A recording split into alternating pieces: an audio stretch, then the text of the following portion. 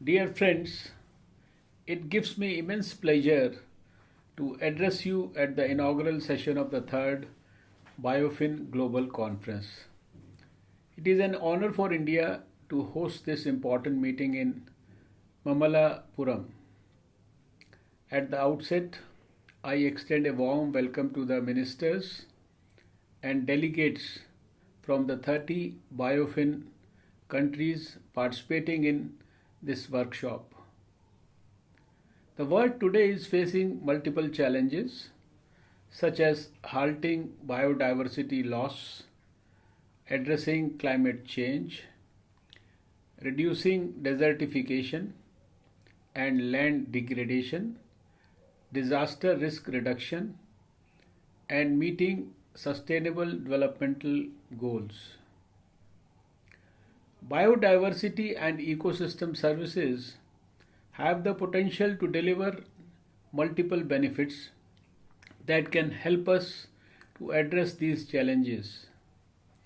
The continuing loss of biodiversity, largely because of human activities, including consumptive lifestyles, is a matter of concern.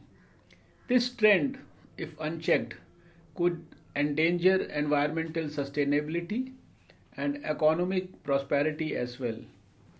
Unlike the deterioration of the physical environment, which can be halted and reversed, the loss of biological diversity is a problem far more complex and largely irreversible.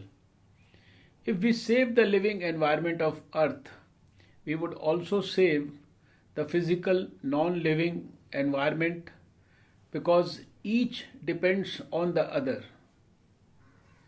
As a recognized mega diverse country rich in biodiversity, where millions of local people depend on ecosystems and their services for their livelihoods, conservation of biodiversity is a priority for India. With only 2.4% of the world's land area, India harbors 7 to 8% of the recorded species diversity, while supporting nearly 18% of the human population.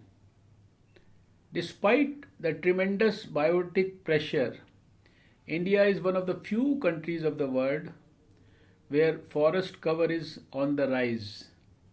Further, India has, through its intended nationally determined contribution under UNFCCC, voluntarily committed to creating an additional carbon sink of 2.5 to 3 billion tons of carbon dioxide equivalent through additional forest and tree cover by 2030. India recognizes the important role that coastal ecosystems such as mangroves, corals, salt marsh, etc., play in protecting coastal communities from climate change impacts such as sea level rise, and has taken steps including regulatory measures to conserve coastal ecosystems. The number of protected areas in the country has also grown steadily. India has two-thirds of the population of wild tigers of the world in its 50 tiger reserves. As a party to the Convention on Biological Diversity, India is committed to achieving its objectives. India has surpassed the global Aichi target of 17% of terrestrial area-based conservation. Similarly, India has been instrumental in achieving the target of operationalization of the CBD's Nagoya Protocol on access and benefit sharing through national legislation. Having hosted COP11 to the CBD in 2012, India is considered amongst the leaders in implementing this convention and Nagoya Protocol.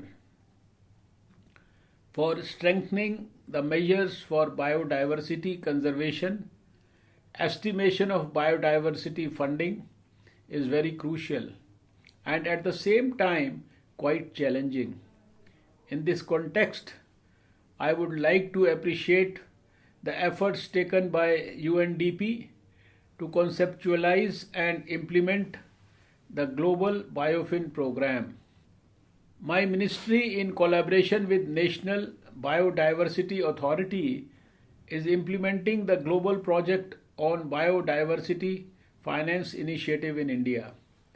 I am happy to note that the global BIOFIN team, which recently visited India to review progress under the project, has commended the high level of ownership of the Government of India, as well as the involvement of diverse technical expertise in the BIOFIN India project.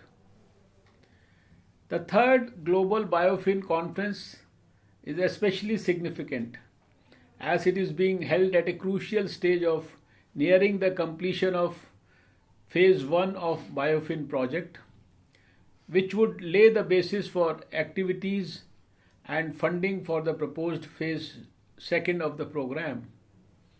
I hope that this conference will facilitate experience sharing and technical discussions on results from BIOFIN implementation and explore opportunities for biodiversity finance solutions.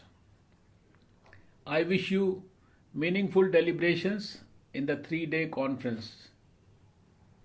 I hope that you will be able to take some time out from your busy schedules in these 3 days to experience the splendor of this coastal resort town, which is known for its group of temples and religious monuments built in the 7th and the 8th centuries and recognized as UNESCO World Heritage Sites.